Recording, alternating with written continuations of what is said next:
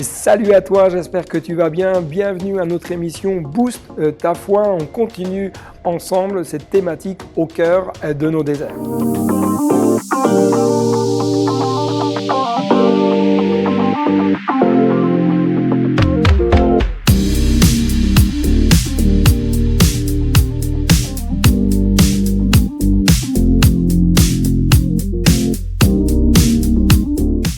Au cœur de nos déserts, donc c'est la thématique que je vous propose de poursuivre ensemble.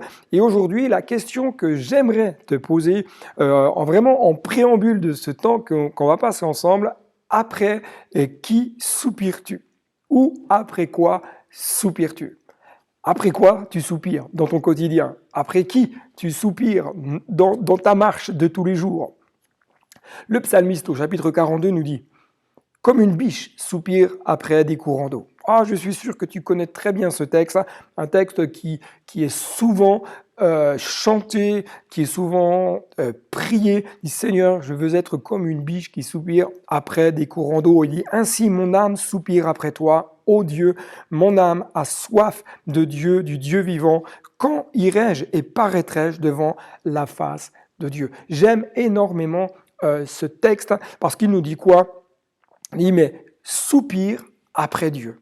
Et le verbe soupirer, on retrouve notamment au psaume 63 et au psaume 42, mais avec un verbe hébraïque différent. Au psaume 63, le verbe soupirer nous vient de l'hébreu kamar, qui dit: mais c'est faiblir, défaillir avec un ardent désir de.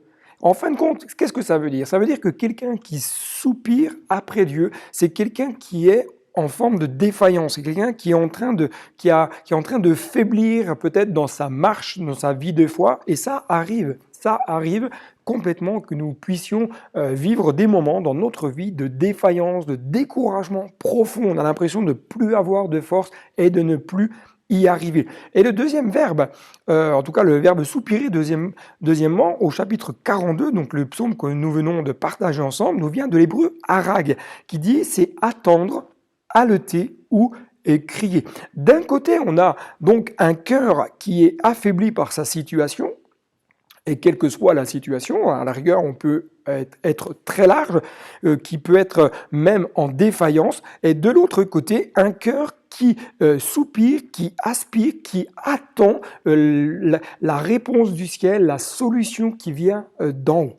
Nous avons donc une deuxième attitude de cœur qui est très différente, puisque ce cœur qui attend la réponse du ciel, c'est un cœur qui va crier à Dieu, qui va dire: mais voilà, je suis dans telle situation, dans tel moment, j'aspire, j'attends que la pluie du ciel vienne et rafraîchisse mon âme.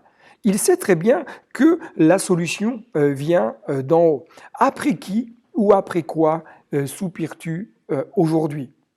Tu es assoiffé, mais est-ce que tu attends véritablement du ciel cette pluie qui veut venir te rafraîchir? Désires-tu peut-être vivre un tout à nouveau, un moment de rafraîchissement, un moment où l'Esprit de Dieu veut descendre, veut te toucher, veut te visiter, veut t'inonder de la gloire de Dieu? Tu as besoin, j'ai besoin de vivre des temps beaucoup plus profonds où l'Esprit de Dieu nous visite, nous renouvelle et nous redonne les forces dont nous avons besoin pour continuer notre marche.